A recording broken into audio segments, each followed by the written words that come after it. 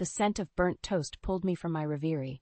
I rushed to the kitchen, waving away the wisps of smoke rising from the toaster. Another breakfast ruined. I sighed, tossing the charred remains into the trash. It wasn't like Sam to forget about his morning ritual of perfectly golden toast and coffee. But lately, nothing about Sam seemed familiar.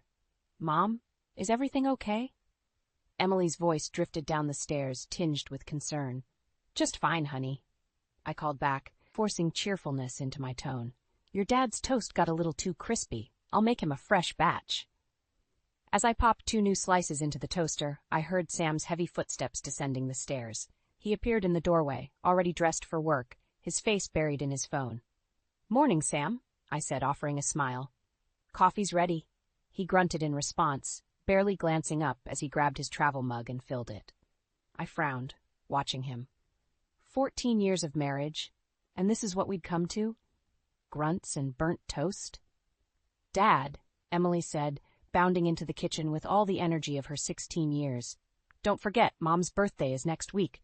We need to plan something special." Sam's head snapped up, a flicker of something. Was it panic? Crossing his face. "Right, of course," he muttered. "We'll figure something out." I felt a twinge in my chest. He'd forgotten. Again. "Actually," I interjected, trying to keep my voice light, "I was thinking we could all go to that new Italian place downtown. The 3 of us, like old times." Sam's phone buzzed, and he glanced down at it, his brow furrowing. "Listen, I've got to run. Big meeting this morning. We'll talk about it later, okay?" Before I could respond, he was out the door, leaving behind the scent of his cologne and the ache of disappointment. Emily turned to me, her eyes narrowing. "He's being weird again, isn't he?" I plastered on a smile. "But your father's just busy, sweetie. Work's been stressful lately." She didn't look convinced, but mercifully let it drop.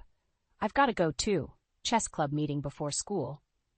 As Emily gathered her things, I couldn't shake the feeling that something was terribly wrong. Sam's distance, his forgetfulness, the way he seemed to be slipping away from us. It was like trying to hold on to smoke. "Mom?" Emily's voice pulled me back to the present. She was standing by the door, backpack slung over one shoulder, concern etched on her young face. "Are you sure you're okay?" I nodded, forcing another smile. "Of course, honey. Have a great day at school." As soon as the door closed behind her, I sagged against the counter. The house felt too big, too quiet. I glanced at the calendar hanging on the fridge, my eyes landing on next week's date circled in red. My birthday, our anniversary, 14 years. Had it really been that long? I closed my eyes, remembering the day Sam proposed. We'd been so young, so in love. What had happened to that couple? The shrill ring of the phone startled me. I answered without checking the caller ID. "Hello. Mia, darling." The saccharine voice of my mother-in-law, Nancy, filled my ear. "I hope I'm not interrupting anything." I bit back a sigh. "Not at all, Nancy. What can I do for you?" "Oh, I just wanted to remind you about Sam's big presentation next week. You'll make sure he has a proper breakfast that morning, won't you? You know how important this is for his career." I gritted my teeth, anger flaring in my chest. Of course, she'd remember Sam's work event, but not our anniversary. "I always make sure Sam has a good breakfast, Nancy." Of course," she said, her tone dismissive. "Well, I'll let you go. Take care, dear." The line went dead before I could respond. I set the phone down, my hands shaking slightly. Something was definitely wrong. Sam's distance, Nancy's thinly veiled disdain, the secrets that seemed to be piling up around me. I took a deep breath, squaring my shoulders.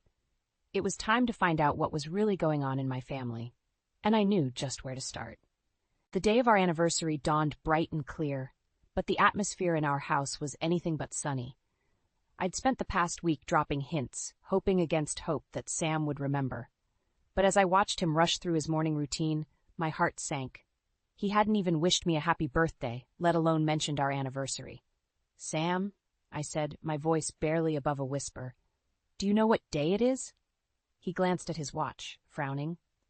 "Tuesday, isn't it? I've got that big presentation today." I felt my chest tighten. "It's our anniversary, Sam, and my birthday." His eyes widened for a moment, then he shook his head. "God, Mia, I'm sorry. I've been so swamped at work. Can we celebrate this weekend?" Before I could respond, Emily burst into the kitchen. "Happy birthday, Mom." She enveloped me in a hug, then turned to glare at her father. "Dad, don't tell me you forgot. Again." Sam had the decency to look ashamed. I didn't forget, Look, we'll do something special this weekend, okay? I promise. Emily's eyes narrowed. Like you promised last year? And the year before that? Emily, I warned, not wanting to escalate the situation. But my daughter wasn't backing down. No, Mom, this isn't fair. Dad, you can't keep treating Mom like this. It's not right. Sam's face hardened. That's enough, Emily. This is between your mother and me. Is it? Emily shot back. Because it seems like you don't care about either of us anymore. The tension in the room was palpable. I watched as Sam's jaw clenched, his eyes darting between Emily and me. For a moment, I thought he might explode. Instead, he grabbed his briefcase and headed for the door. I don't have time for this, he muttered. I'll be late for work. As the door slammed behind him, Emily turned to me, her eyes brimming with tears. I'm sorry, Mom. I shouldn't have said anything. I pulled her into a hug, fighting back my own tears. It's okay, sweetie. You were just standing up for me. We stood there for a moment, holding each other. When Emily pulled away, there was a determined look in her eyes that I'd never seen before. This isn't right, Mom, she said quietly. Something's going on with Dad, and I'm going to find out what it is. I felt a chill run down my spine. Emily, honey, I appreciate your concern, but this is adult stuff. You don't need to get involved. She shook her head. I'm not a kid anymore, Mom. I can see what's happening, and I'm not going to sit by and watch Dad hurt you. Before I could argue further, she grabbed her backpack and headed out. I was left alone in the kitchen, my mind reeling. What had happened to my family? When had things gotten so bad that my teenage daughter felt she needed to protect me?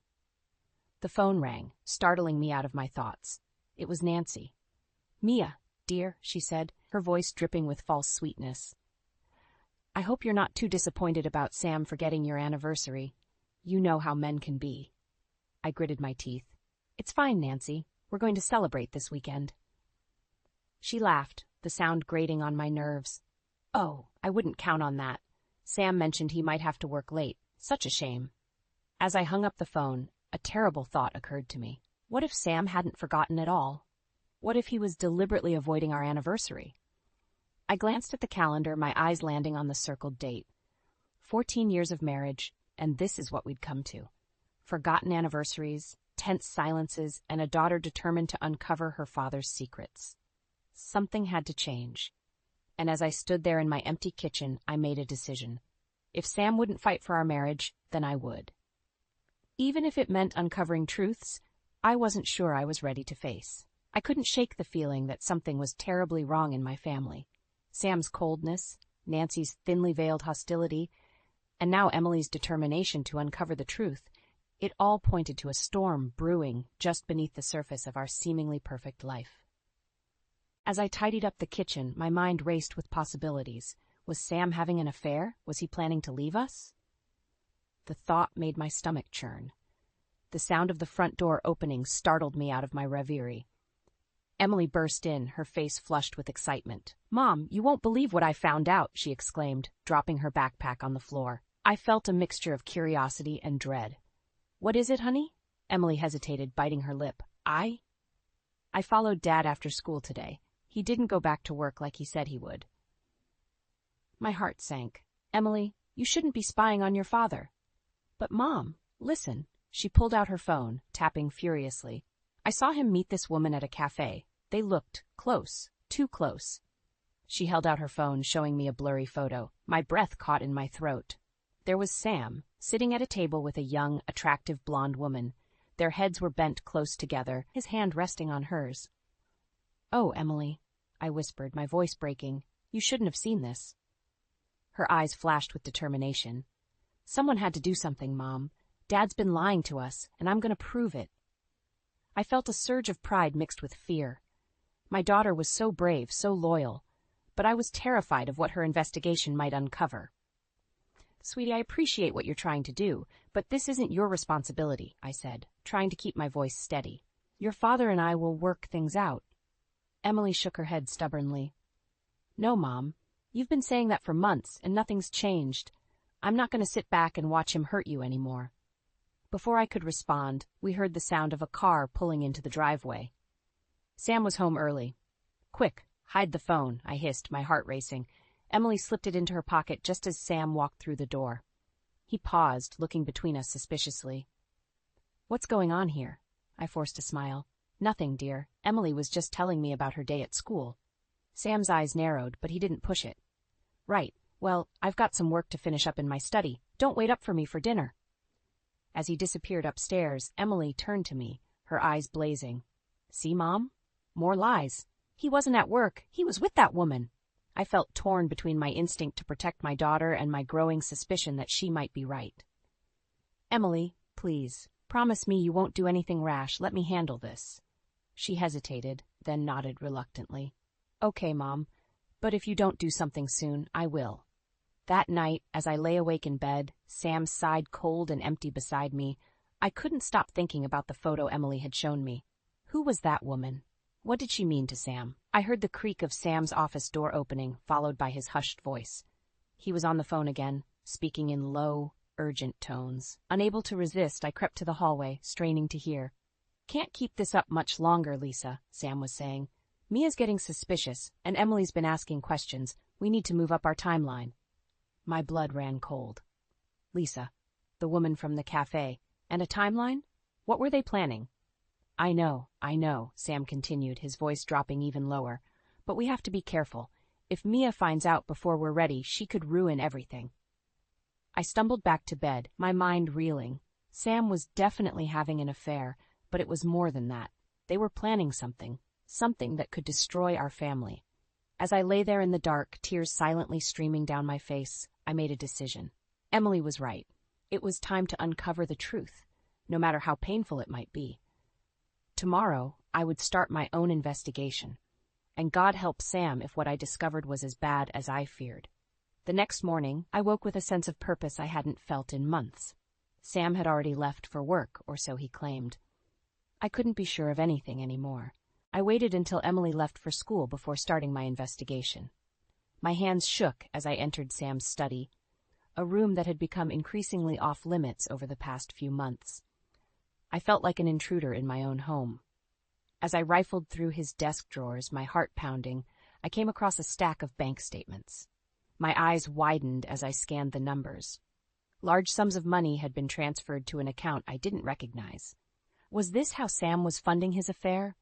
The sound of the front door opening made me jump. I quickly shoved the papers back into the drawer and rushed out of the study. "Mom?" Emily called. "Are you home?" I took a deep breath, composing myself before answering. "In the kitchen, honey. What are you doing home so early?" Emily appeared in the doorway, her face pale. "I skipped last period. I need to show you something." She pulled out her phone, her fingers trembling slightly, as she pulled up a series of text messages. I hacked into Dad's phone records." "Emily," I gasped, torn between shock at her actions and dread at what she might have discovered. I know. But look, Mom." She thrust the phone into my hands. As I scrolled through the messages, my world tilted on its axis. There were dozens of texts between Sam and someone named Lisa. The same Lisa I'd heard him talking to on the phone. "He's planning to leave us, Mom," Emily whispered, her voice breaking. "He and Lisa, they're talking about buying a house together." I felt like I couldn't breathe. All those times Sam had been working late or on business trips flashed through my mind. How long had this been going on? "There's more," Emily said, her voice barely audible. "Grandma Nancy is involved somehow. Look at these messages." I scrolled further, my hands shaking. There it was, in black and white. Nancy was helping Sam plan his exit strategy. They were discussing lawyers, asset division, even custody arrangements for Emily.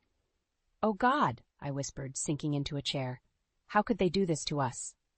Emily knelt beside me, taking my hand. "We can't let them get away with this, Mom. We have to fight back." I looked at my daughter, seeing the fierce determination in her eyes. She was so young, yet she was showing more strength than I felt capable of at that moment. "You're right," I said, squeezing her hand. "But we need to be smart about this. We can't let them know we're on to them." Just then, my phone buzzed. It was a text from Sam. "Working late tonight? Don't wait up." I showed it to Emily, who scoffed. "Yeah, right. Working late with Lisa, more like." An idea struck me. "Emily, do you think you could track his phone? Find out where he really is?" She nodded, a glint in her eye. "Already on it, Mom. I installed a tracking app on his phone last week." I felt a mixture of pride and concern at my daughter's resourcefulness. Okay, here's what we're going to do. We'll gather as much evidence as we can. Bank statements, phone records, everything. But we have to be careful. If Sam or Nancy suspect anything, they might accelerate their plans. Emily nodded solemnly. I won't let you down, Mom. We're in this together. As we sat there, plotting our next move, I felt a surge of determination. Sam and Nancy thought they could destroy our family without a fight. They were about to learn how wrong they were. One more thing, I said, my voice steady. We need to find out who this Lisa is. If she's working with Sam, she might have access to information we don't. Emily's eyes lit up. Leave that to me. I'll do some digging at Dad's office tomorrow after school. I hesitated, worried about involving Emily too deeply, but I realized I needed her help. We were in this together, mother and daughter against the world. As night fell and Sam still hadn't returned home, I made a decision. It was time to take control of my life and protect what was mine. Whatever Sam and Nancy were planning, they were about to discover that Mia Anderson was not a woman to be underestimated. The next few days were a blur of covert operations and mounting tension. Emily and I moved like spies in our own home, gathering evidence and piecing together the puzzle of Sam's betrayal. But nothing could have prepared me for what happened next. It was a quiet Sunday afternoon when Sam announced he was taking Emily out for ice cream. My daughter shot me a knowing look before leaving with her father. I knew she was planning to confront him, to try and get more information. My heart raced as I watched them drive away.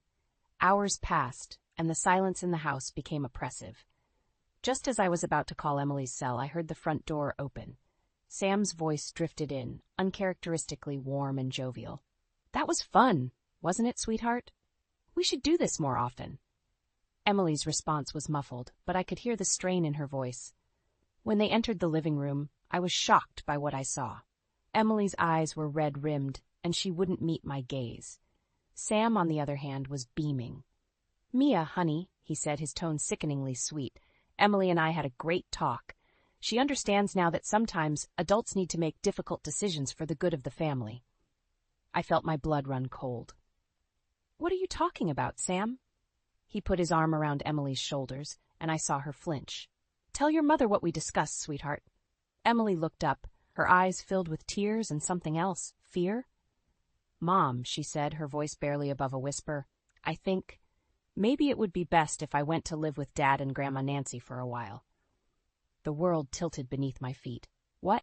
Emily, what are you saying? Sam's grip on Emily's shoulder tightened. Now, Mia, don't get upset. Emily and I agree that she needs a more stable environment.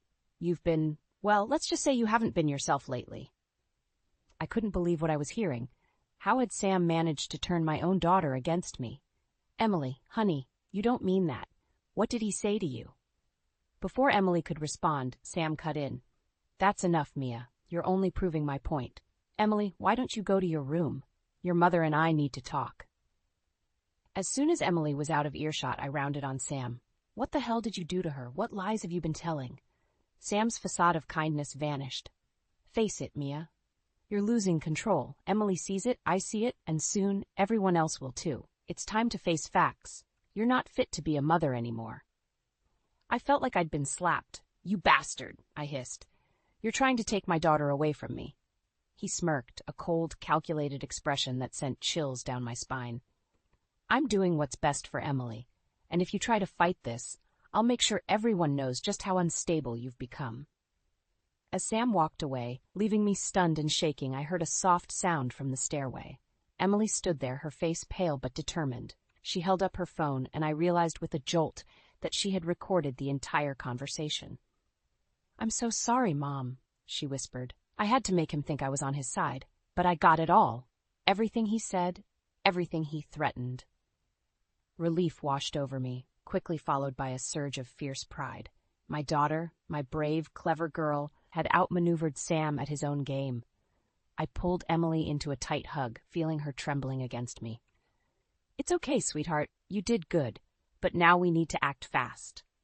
As we stood there, holding each other, I knew we had reached a turning point. Sam had shown his true colors, and there was no going back. It was time to take the gloves off and fight with everything we had. I looked into Emily's eyes, seeing the same determination reflected there. "Pack a bag," I said quietly. "We're leaving tonight. It's not safe here anymore." Emily nodded, her jaw set. "Where will we go?" I took a deep breath, my mind racing. "I have an idea, but first we need to make a stop. It's time we paid a visit to Lisa." My heart pounded as Emily and I crept down the stairs, our packed bags slung over our shoulders. Sam's snores echoed from the bedroom, oblivious to our escape plan. Just as we reached the front door, my phone buzzed. I froze, terrified it might wake Sam, but the snoring continued uninterrupted. Glancing at the screen, I saw it was a call from Emily's phone. Confused, I looked at my daughter, who shrugged, her own phone clutched tightly in her hand. With trembling fingers, I answered the call. "Hello?" I whispered. "Mom?" Emily's voice came through the speaker, but it wasn't the Emily standing next to me. This voice was panicked, breathless. "Mom, help me. Dad's gone crazy. He's talking about taking me away, saying you're unfit. I'm scared, Mom. I don't know what to do." I felt the blood drain from my face. Sam must have cloned Emily's phone, creating this recording to use against me. But why was it calling me now? Suddenly, the bedroom door flew open. Sam stood there, his face a mask of triumph. "Got you," he snarled. "Kidnapping our daughter in the middle of the night? Tsk, tsk, tsk. Mia, that's not going to look good in court." Emily stepped forward, her voice steady despite her pale face. "It's not kidnapping if I want to leave, Dad, and I have proof of what you're really up to." Sam's eyes widened for a moment before narrowing dangerously. "Give me that phone, Emily, now." "No," I shouted, pushing Emily behind me. "You're not touching her or her phone. It's over, Sam. We know everything. About Lisa, about your plans with your mother. It's all recorded." For a moment, Sam looked genuinely frightened. Then his face hardened. "You've got nothing," he spat. "It's your word against mine. And who do you think they'll believe? The respected businessman or the unstable housewife?" Just then another voice joined the fray. "They'll believe me, Sam." We all turned to see Nancy standing in the doorway, her face ashen. "I can't do this anymore," she said, her voice trembling. "I thought I was helping you, but this is wrong." Sam's face contorted with rage. "Mother, what are you doing here? Stay out of this." Nancy shook her head, tears in her eyes. "No, Sam, I'm calling Lisa right now. We're going to tell Mia everything." As if on cue, my phone buzzed again. This time it was a video call from an unknown number. With shaking hands I answered it. Lisa's face appeared on the screen, her eyes red-rimmed. "Mia," she said, her voice hoarse. "There's something you need to know. Sam, he's been lying to all of us." Over the next few minutes, as Sam raged and threatened, the truth came pouring out. Lisa hadn't known Sam was married when their affair began. When she found out, Sam had spun a tale of an abusive, unstable wife. He'd manipulated everyone, Lisa, Nancy, even Emily, playing them against each other to get what he wanted. "He told me he loved me," Lisa sobbed. "That we'd be a family with Emily, but it was all lies. He's been embezzling from the company, Mia. He needed your assets to cover it up before anyone found out." I felt like the ground was crumbling beneath my feet. The extent of Sam's betrayal was staggering. Suddenly, Sam lunged for my phone. "Give me that," he roared. In the chaos that followed, several things happened at once. Emily screamed. Nancy tried to restrain Sam, and I, acting on pure instinct, swung my bag with all my might. It connected with Sam's head with a sickening thud, and he crumpled to the floor. For a moment we all stood in stunned silence. Then Emily's voice, small but determined, broke through the shock. "Mom," she said, holding up her phone. "I got it all. Every word, every confession. It's over." As sirens wailed in the distance, Nancy must have called the police. I pulled Emily close, my mind reeling. We'd won, but at what cost? Our lives would never be the same. As I held my daughter, I realized this wasn't the end. It was just the beginning of a new, uncertain chapter in our lives. The next few hours passed in a blur of police sirens, questioning, and barely contained chaos. As dawn broke, I found myself sitting in our living room, surrounded by officers and a sea of evidence. Emily sat beside me, her hand clutched tightly in mine, while Sam was escorted out in handcuffs, shouting threats and accusations. Just when I thought the storm had passed, Emily turned to me, her eyes filled with a mix of determination and fear. "Mom," she whispered, "there's something I need to tell you, about everything that's happened." My heart clenched. What more could there possibly be? "What is it, sweetie?" Emily took a deep breath. It wasn't just luck or coincidence that we uncovered Dad's plans. I've been working on this for months, ever since I overheard him talking to Grandma Nancy about getting rid of you. I felt the room spin. Months? But how? I planted bugs in Dad's office, Emily confessed, her voice barely audible. I hacked his emails, his phone. I even pretended to be on his side sometimes to get more information. The realization hit me like a tidal wave. All those times Emily had seemed distant, all those secret conversations with Sam, it had all been part of her plan. Oh, Emily, I breathed, torn between pride and horror. You shouldn't have had to do that. You're just a child. She shook her head fiercely. No, Mom, I'm not just a child. I'm your daughter, and I wasn't going to let him destroy our family. Before I could respond, a detective approached us. Mrs. Anderson, we need to talk about the evidence your daughter has collected. Some of it, well, it might not be admissible in court due to how it was obtained. My blood ran cold. What are you saying? The detective sighed. Your husband's lawyer could argue that the evidence was collected illegally. It could potentially be thrown out. Emily jumped to her feet.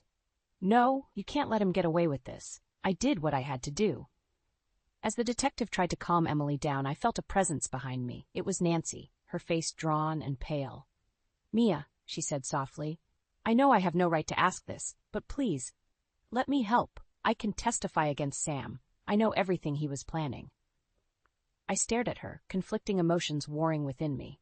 This woman had been my enemy for so long, had helped Sam plot against me, but now she might be our only hope. Why? I asked, my voice hoarse. Why would you turn against your own son? Nancy's eyes filled with tears. Because what he did was wrong, and because I see now how much damage I've done. To you, to Emily, to this family. I want to make it right. As I grappled with this unexpected turn of events, my phone buzzed. It was a message from Lisa. Mia, I'm so sorry for everything. I want to help. I have proof of Sam's embezzlement. Meet me at the cafe in an hour? I showed the message to the detective, who nodded grimly. This could be the break we need. But Mrs. Anderson, you need to understand the risks. If we pursue this, your whole life will be under scrutiny. Every decision you've made, every action you've taken, it will all come out in court. I looked at Emily, her young face etched with worry and determination. I thought of all she had sacrificed, all she had endured. Then I looked at Nancy, seeing for the first time not an enemy, but a woman who had made terrible mistakes and wanted to atone. In that moment, I knew what I had to do. The path ahead would be difficult, fraught with legal battles and public scrutiny. But for the sake of my daughter, for the truth, I had to see it through. I'll do it, I said, my voice stronger than I felt. Whatever it takes, I'll fight. For Emily, for justice, for our future. As I stood up, ready to face whatever came next, I felt a strength I hadn't known I possessed. Sam had tried to break me, to paint me as unstable and unfit, but he had underestimated me. He had underestimated us all. The battle was far from over, but for the first time in months, I felt hope. Whatever challenges lay ahead, I knew I wouldn't face them alone. With Emily by my side and unexpected allies in Nancy and Lisa, I was ready to reclaim my life and my dignity. Let Sam and his lawyers do their worst. We had the truth on our side, and I was done being a victim. It was time to become a fighter. The courtroom fell silent as the judge prepared to deliver the verdict. I sat there, my heart pounding, Emily's hand clasped tightly in mine. The past few months had been a whirlwind of legal battles, media scrutiny, and emotional turmoil. But now, finally, it was all coming to an end. In the case of the state versus Samuel Anderson, the judge began, her voice echoing through the packed room, this court finds the defendant guilty on all charges. A collective gasp rippled through the courtroom. I felt Emily's grip tighten, heard her whispered yes beside me, but I couldn't move, couldn't breathe. It was over. We'd won. As the judge continued, listing Sam's crimes, embezzlement, conspiracy, attempted fraud, I found my gaze drawn to him. The man I'd loved for 14 years, the father of my child, sat there, his face ashen, all pretense of charm and innocence stripped away. When the sentencing was announced, 15 years in prison, Sam finally looked at me. In his eyes I saw a flicker of the man I'd once known, quickly extinguished by a cold hatred that made me shudder. Outside the courthouse, surrounded by a sea of reporters and flashing cameras, I felt oddly calm. Emily stood beside me, her chin raised defiantly, while Nancy hung back, her face a mask of shame and regret. "Mrs. Anderson," a reporter called out, "how does it feel to have your name cleared?" I took a deep breath, thinking of all we'd been through. "It feels liberating," I said, my voice stronger than I'd expected. "But this isn't just about clearing my name. It's about justice, about standing up to those who abuse their power and betray the trust of others." As we made our way through the crowd, I caught sight of Lisa. Our eyes met, and she gave me a small, sad smile. In that moment, I realized that we were all victims of Sam's manipulation, all scarred by his betrayal. Later that evening, as Emily and I sat in our new apartment, a fresh start away from the memories of our old life, I felt a weight lift from my shoulders. "Mom," Emily said softly, "I'm sorry for all the secrecy, for not telling you everything from the beginning. I wanted to protect you." I pulled her close, marveling at her strength and maturity. "Oh, sweetheart, you have nothing to apologize for. You saved us both." A knock at the door interrupted us. To my surprise, it was Nancy, looking older and more vulnerable than I'd ever seen her. "Mia," she said, her voice trembling, "I know I have no right to be here, but I wanted to thank you for allowing me to testify, and to apologize for everything." I studied her for a moment, seeing not the manipulative mother-in-law I'd known for years, but a broken woman seeking redemption. "Nancy," I said slowly, "what you did was wrong. But in the end, you chose to do the right thing. That counts for something." As Nancy left, wiping tears from her eyes, I turned back to Emily. "Well," I said, managing a smile, "it looks like it's just you and me now, kiddo. What do you say we order some pizza and start planning our future?" Emily grinned, a spark of her old self shining through. "Can we get extra cheese?" I laughed, feeling lighter than I had in months. "Extra cheese it is." As we sat there, eating pizza and talking about everything and nothing, I realized that this moment of simple joy with my daughter was what I'd been fighting for all along. Sam had tried to take everything from me, but he'd failed. I was stronger than he'd ever imagined, and so was Emily. The road ahead wouldn't be easy. There would be challenges, setbacks, days when the weight of what we'd been through would feel overwhelming. But we'd face it together, mother and daughter, survivors and fighters.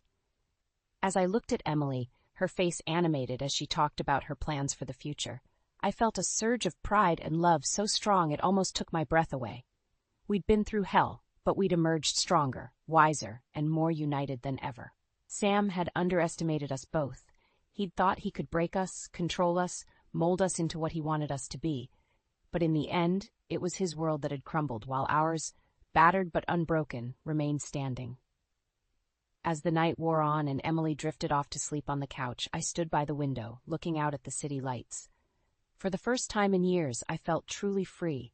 Free to be myself, to love my daughter, to build the life we deserved. Sam had tried to write our story, but we'd taken back the pen. And now, finally, we were ready to start a new chapter. One filled with hope, strength, and the unbreakable bond between a mother and her daughter.